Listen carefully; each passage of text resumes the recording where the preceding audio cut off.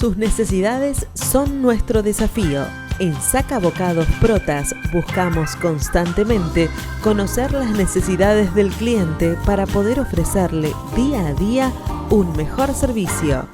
Desde hace más de 50 años proveemos de manera eficiente al tan competitivo mercado gráfico latinoamericano.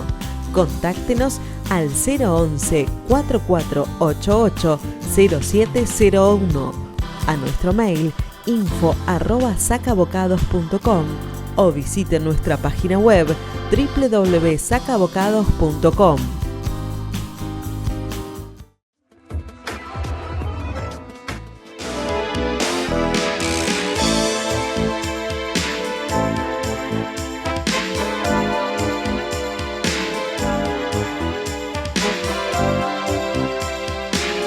Buenas tardes, amigos, ¿cómo están ustedes? Una semana bastante dura, la semana pasada junto con esta, debido a todos los acontecimientos que surgieron en el país, sobre todo a nivel artístico, la gran pérdida de Beto Brandoni, que indudablemente es un prócer de la actuación, y no solo un prócer de la actuación, sino políticamente también es un prócer, porque fue una persona que, mientras fue diputado de la Nación por la Unión Cívica Radical, jamás aceptó un cargo distinto, como hacer teatro o hacer charlas, nada. Él honraba el puesto de diputado que para eso le pagaban.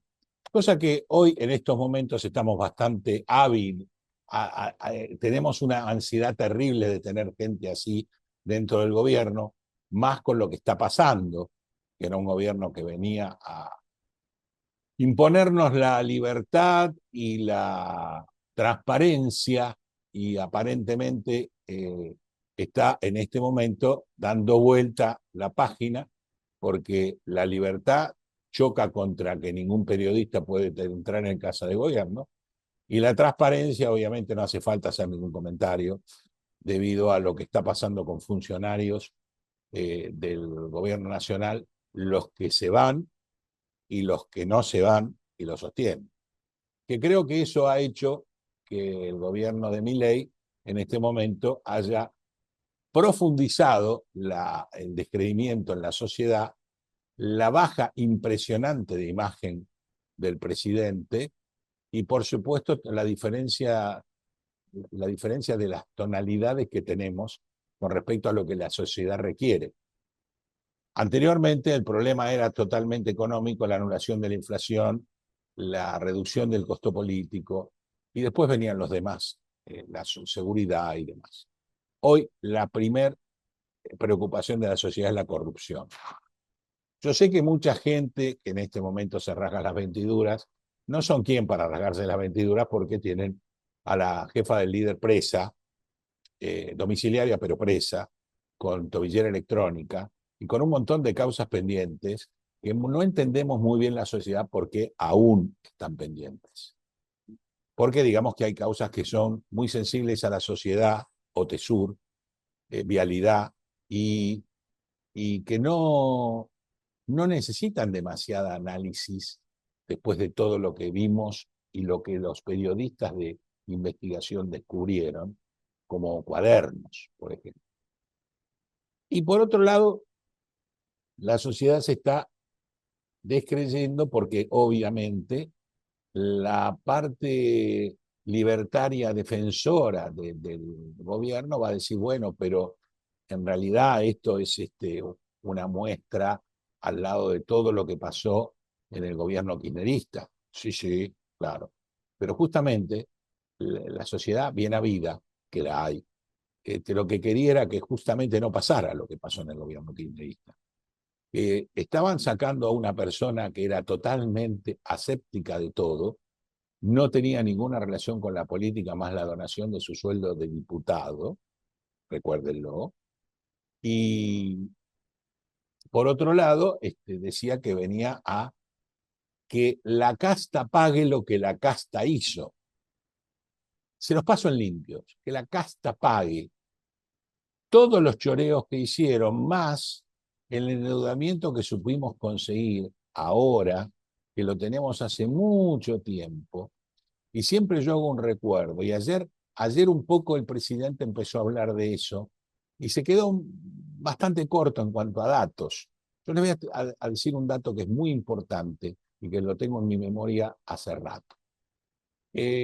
Cuando existe la revolución de marzo del 76, en ese momento nombra ministro de Economía a don Alfredo Martínez de Oz. Don Alfredo Martínez de Oz en su primer discurso dice que el país estaba en quiebra porque debía 7.000 millones de dólares. Tomen dimensión, mis queridos compatriotas, 7.000 millones de dólares. Hoy estamos hablando de una deuda de 400.000 millones de dólares, incrementada en 60.000 millones de dólares, como dijo el presidente, por el gobierno de Macri, pero el resto, los otros tantos de 400.000 acá, millones, o sea, de 300 a 400.000 más o menos, un poquito más, los endeudaron el gobierno kirchnerista, que bueno, que hizo entrar por la ventana gente a jubilarse y que en ese momento se cagó en en los jubilados actuales.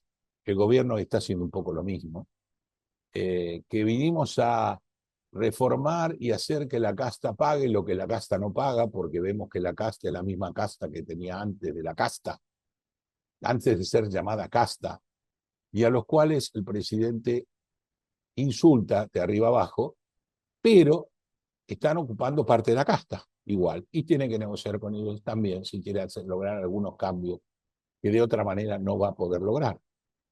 Y por otro lado, también tenemos que pensar que al margen, esto salió de la charla de Brandoni, que no encuentro funcionarios probos ni honestos, no digo todos, pero sí la mayoría, salimos en esta debacle de una Cámara de Diputados y Senadores que no representan, que si bien representan al pueblo, en ese caso los senadores representan a las provincias y los diputados representan al pueblo, no tienen nivel, porque realmente las barbaridades que se dicen y los que no resuelven, la cantidad de ñoquis que tienen al lado que los tienen igual que los anteriores.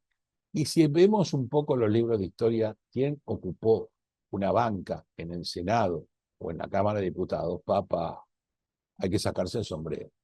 Con estos muchachos lamentablemente no podemos sacarnos nada. A veces nos debemos tapar los oídos, a veces nos debemos tapar los ojos. Es un desastre. Pero, el pueblo, como decía Enrique Pinti, es tartamudo porque vive repitiendo recetas, votando el mal menor, y así nos va, sin ninguna duda. Habíamos hablado de una semana que empezó el día 20 con Brandoni, y después siguió una serie de elementos y de pérdidas para la cultura del país. Puenzo es una de ellas, Aristarain es otra de ellas. Mucha gente muy valiosa para el país que nos ubicó en distintos escaños internacionales. Y algunos, como el querido Beto Brandoni, que participó de nuestro programa cuando era diputado, nos va a quedar para toda la vida. O sea, es tan memorable los distintos papeles que ha hecho que nos queda para toda la vida. Es la Argentina al palo que se cantaba en su momento. Y eso que Beto Brandoni ha sufrido el irse del país, el volver al país, el ser secretario de un gremio como actores y con la dificultad del manejo que tuvo que tener, el cuidarse, el ver qué se dice o qué no se dice, no lo vamos a olvidar nunca. Y va a quedar en la historia, obviamente, como uno de los grandes actores y grandes emblemas de Argentina. Lo mismo pasa con estos dos directores, Luis Puenzo, obviamente, con su hito en Argentina, que fue la historia oficial, y luego su hito en Hollywood, que fue Gringo Viejo. Después, Aristarain es más discutido, menos emblemático, pero realmente un excelente director de cine que se distinguió en nuestra pantalla. Todo esto nos trae los problemas de que tenemos una sociedad que por un lado se está envejeciendo y por ende muere, y una sociedad que por otro lado no está creciendo debido a los graves problemas que está teniendo con la poca obtención de bebés en la actualidad en las parejas, que la mayoría ya no quiere bebés, y eso se ve reflejado en la educación, porque hay muchos colegios que al no tener demanda tienen que cerrar sus puertas, y se va a ver reflejado en una sociedad que se va envejeciendo lentamente. Y a su vez, una sociedad que también es culpable rápidamente de todo lo que nos vino pasando políticamente, siempre divididos, siempre peleándose. Para lo único que nos juntamos es para ver a Colapinto, como pasó el domingo, 500.000 de personas, una maravilla, una avidez de Argentina por tener un piloto de Fórmula 1 que lo olvidamos allá en la época de Reutemann, donde veíamos cada carrera de Fórmula 1 para ver cómo el Lole llegaba o cómo el Lole partía o cómo luchaba esos primeros podios que ha tenido y el apoyo del Automóvil Club a este Lole grande y después antes, por supuesto, al inmenso, al Juan Manuel Fangio, que fue algo espectacular, que aún hoy es reconocido en Europa muchísimo, y que muchos corredores que han ganado, quizás algunos más campeonatos que él, dijeron que como Fangio no había dos, porque lo que primaba era la persona y no el auto, al revés de hoy, que lo que hacen es manejar una computadora. Y no es igual que en su momento, que tenían que además, para sobresalir, saber mucho de mecánica y bancarse un montón de cosas que no se tenían en esos momentos. Por eso Argentina en realidad fue grande por muchas cosas. Y creo que también eso daba a los gobiernos que tenía, ¿no? Hace poco estuve viendo un video de un programa de televisión, o de dos, mejor dicho, donde se lo entrevistaba al doctor Favaló. Y la verdad me pareció así, de repente me volé y pensé que estaba escuchando a José de San Martín, un héroe de una fusta similar. Nos olvidamos lo que pasó con Favaloro, nos olvidamos rápido, que se suicidó porque el PAMI le dejó de pagar a su fundación y la fundía. Y también nos olvidamos quién estaba de moderador del PAMI. De moderador del PAMI estaba Vidal y Rodríguez Larreta. Usted saque sus conclusiones. Eso pasó. Y cuando más lo escucho a Favaloro y todo lo que dice a raíz de las cosas que hizo, de las propuestas que tuvo y que decidió quedarse en su país, nosotros deberíamos pensar en ese tipo de gente. Hoy tenemos un nuevo iluminado también que apareció en esta semana, es una semana que es un combo de cosas, cuyo nombre es Dante Gebel. En su momento estuvo por el país, y hablaban del pastor de los jóvenes. Si escuchamos algunos reportajes, los más profundos, como el que hizo Novarecio, y los más livianos, como lo que hicieron todos los demás, porque estuvo en todos los canales de televisión y en todos los programas habidos y por haber, se dan cuenta que no se define de nada. Si va a ser presidente, si no va a ser. Si va a crear un partido, si no lo va a crear. ¿Qué opina de Milei? No sé. ¿Qué opina de Axel? No sé. No sabe nada. Y uno dice, pero ¿cómo este muchacho pretende llegar a ser presidente? Claro, eso lo diría si no tuviéramos al presidente que tenemos hoy. Porque también el presidente que tenemos hoy, Javier Milei, 2 años antes de ser diputado, nadie daba un mango por él. Era un simple loquito que hacía escándalo en los canales de televisión como un panelista. Y 2 años después fue el presidente de la República. Entonces, ¿quién le dice? Él no se ubica ni a la derecha ni a la izquierda, ni al centro ni adentro, ni arriba para abajo. Y a veces ese tipo de cosas, ante la novedad y el mal menor, usted vio cómo somos. Podemos llegar a votar. No yo, obviamente, pero mucha gente. Porque si nosotros pensamos que la provincia de Buenos Aires, desde el año 89, la gobierna el peronismo, salvo un solo periodo de gobernación que fue Vidal, nada más. ¿Cómo puede ser que esa gente siga votando al peronismo con todas las ramificaciones que quieran, justicialismo, asistencialismo, planerismo, como todo lo quieran llamar? ¿Cómo puede ser que la gente siga votando eso? Y aún así, después se quejan porque sufren por la provincia de Buenos Aires como está.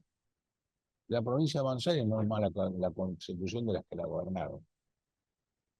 Los que la mal gobernaron, los que la esquilmaron, los que hicieron trincheras para, cuando se fueron del gobierno nacional, meterse en algún cargo público porque son inútiles para todo lo demás.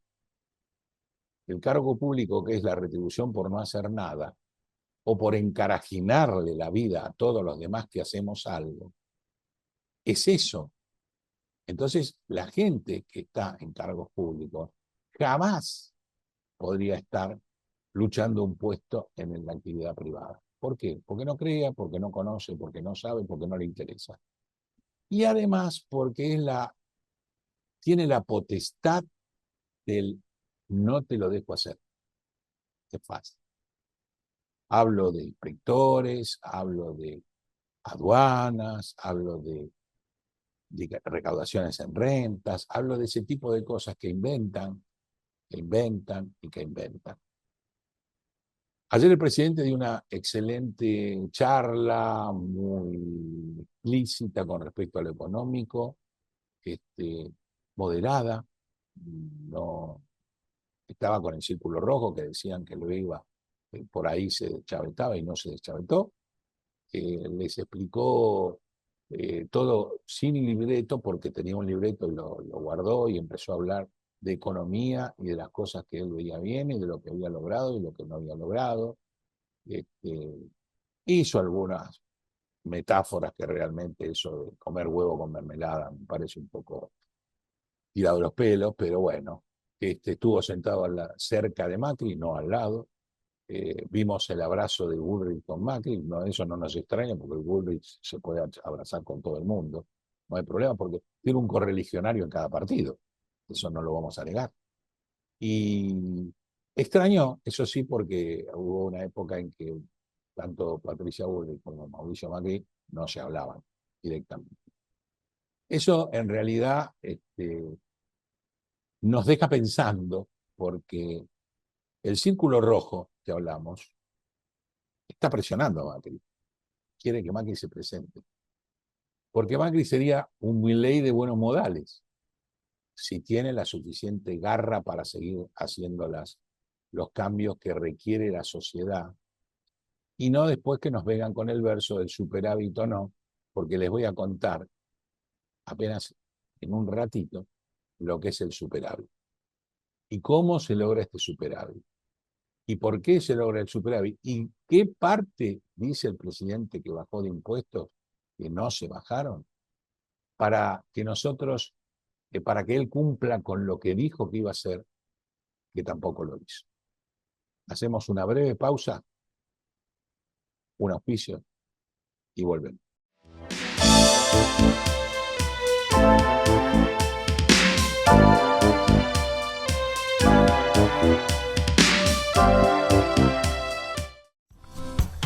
Sus necesidades son nuestro desafío.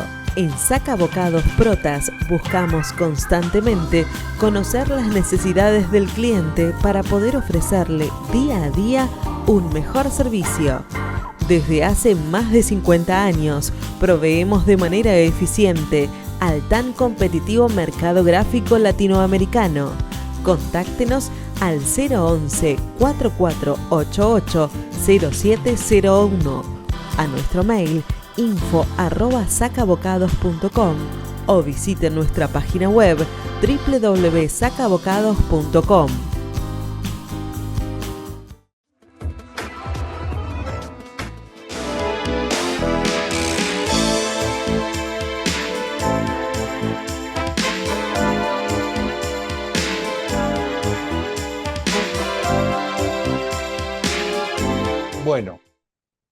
Dije que íbamos a hablar del discurso del presidente y de lo que dijo el presidente. El presidente explicó económicamente que estamos volviendo a hacer un ente a obtener entes de crédito, quién endeudó o no la Argentina. Y por otro lado, que va magnífico. Lo único problema fue este sobresalto que vino ocasionado por la guerra. Antes era pandemia, ahora guerra. Pero que se va a resolver rápidamente y de este mes va a bajar la inflación. No hablo mucho de la creación de empleo porque no hay mucho que hablar debido a que el empleo pues está creciendo solamente en la parte minería y en la parte petróleo, pero no son grandes generadores de empleo, indudablemente. El generador de empleo es la pyme y el pequeño comercio. Los comercios cierran abismalmente porque se están fundiendo. El mercado interno está funcionando a media máquina y eso trae problemas muy serios a toda la economía. La economía argentina está parada, absolutamente parada, en pos de bajar el déficit fiscal, o sea, anularlo, siempre superávit fiscal, que por otro lado también es un engaño, porque no nos olvidemos que los servicios aumentaron y siguen aumentando para anular los subsidios a lo largo de todo este gobierno. Y los servicios fueron entre el 700 y pico por ciento y el 400 y pico por ciento. Ese es el aumento del servicio. Pero el otro engaño, pequeño engaño, es que el servicio trae un componente que es impositivo. Entonces, si yo la base la subí al 700%, la parte impositiva, llámese IVA, también subió el 700%. Y si subió el 500, también subió el 500. Con lo cual, el tema bajé impuestos lo hubiera bajado si hubiera reducido la tasa en la misma proporción que creció el servicio. Pero no. Por ende, los impuestos no solo no lo bajó, porque el impuesto país no lo pagaba todo el mundo, sino que además los incrementó porque incrementó la base de cálculo. Eso nadie se lo dice. Todos chito la boca, a la, y ahí está. Seriamente enfocaban las caras de Adorni, que tenía una cara como diciendo yo no fui, y la cara de Karina, que para mí es una cara de Morticia de los Locos Adams. No. Pero bueno, fuera de esas dos caras que desentonaban en la reunión, como desentonan en todos lados, el resto estuvo bastante bien. La gente estuvo contenta, el presidente no se desbocó, no saltó trató de evitar los temas bastante complicados, porque además la va a tener complicada pasada mañana, ¿no? O sea, ya, no mañana, perdón, mañana ya Adorni tiene que ir, que va a ir con los micros, va a ir con los ministros, va a ir con las pancartas, con las banderas, a explicar su gestión. Y yo creo que se va a quedar con explicar su gestión. En cuanto le digan y le hablen algo de viajes o de departamento, va a decir que la justicia lo culpe o no, para no pelearse con más nadie, porque cada vez que fue y salió a gritar algo a alguien, le salía una cosa nueva. Y ahora que no discute ni pelea con nadie, ya que no habla hace rato, también le siguen saliendo cosas nuevas. Viajes nuevos, pagos en efectivo nuevos, departamentos, distintas refacciones de departamentos a nuevos. Ya lo incrimina todo el mundo. Entonces no entiendo el juzgado, los jueces, que para mí son los graves problemas que tiene el país, la justicia, no toman medidas y sacan una resolución inmediata, porque está cantado. Lo ve un chico de 9 años.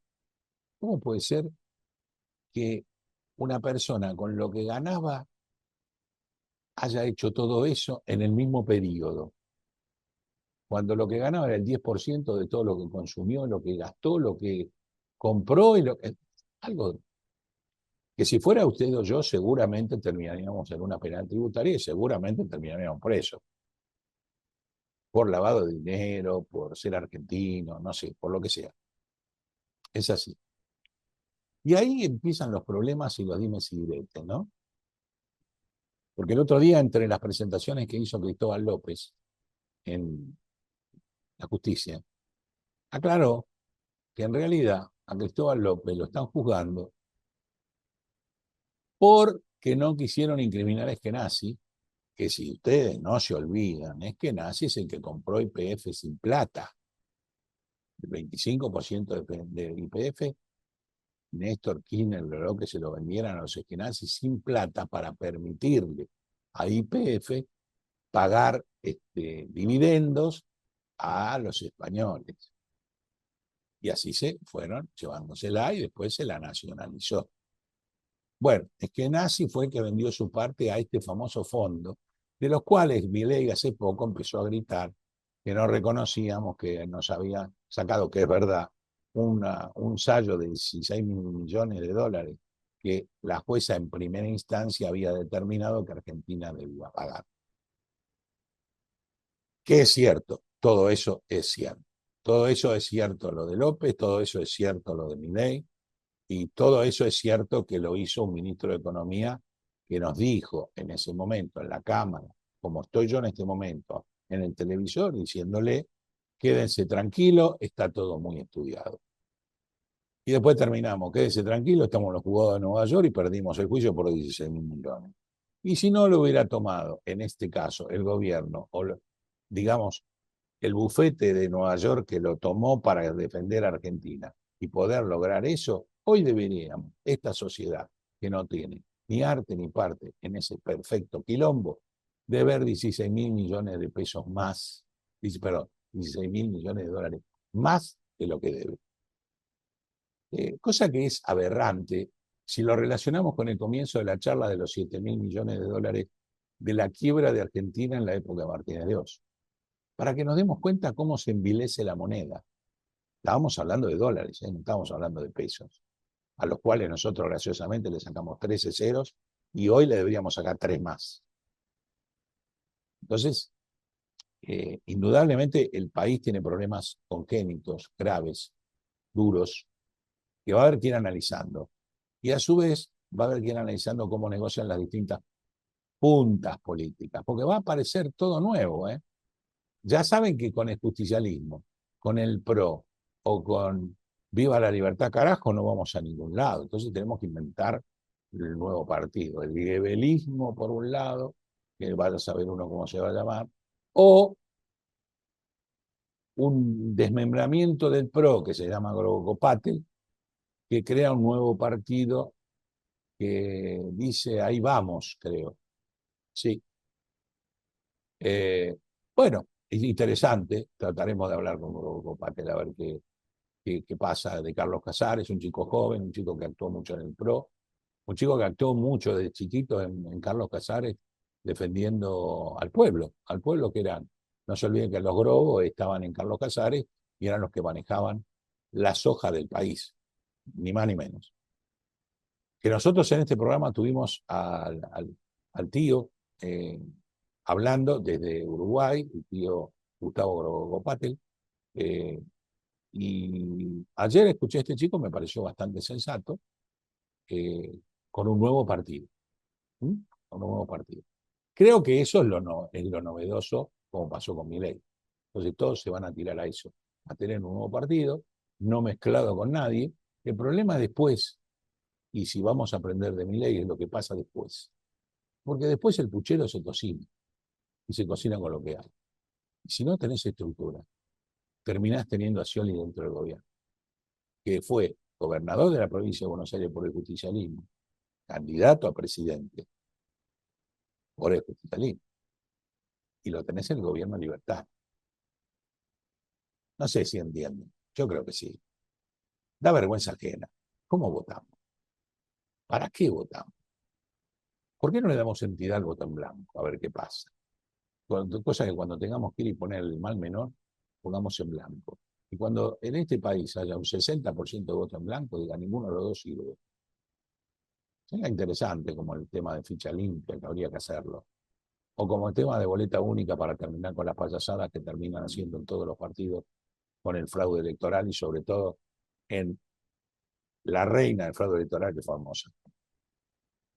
Así que bueno, una semana difícil, una semana complicada. A un día de la pregunta de Adorni de su gestión, que nosotros, digamos, que de su gestión los últimos 60 días no existe. Dio una conferencia de prensa. Nos dijo a un Pozo solamente un periodista, faltó decirle triste periodista, y a mí me tiene que jugar la justicia a nada. En este momento Adorni ni siquiera sabemos si habla. Así que bueno, la semana que viene, si Dios quiere, con el invitado Presto, vamos a estar charlando de economía o no. Y si no, vamos a tener una membranza de la semana que pasó, de lo que nos viene sucediendo a los argentinos y de que esta malaria que estamos teniendo en el bolsillo se hace un poco insoportable. Veremos qué pasa con la inflación y le creemos a Toto Caputo o no. Chau. Hasta la semana que viene.